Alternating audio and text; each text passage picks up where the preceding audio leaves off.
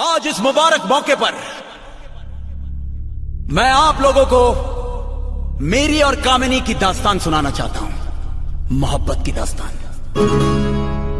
एक हसीना थी, एक दीवाना था, क्या उम्र क्या समा, क्या ज़माना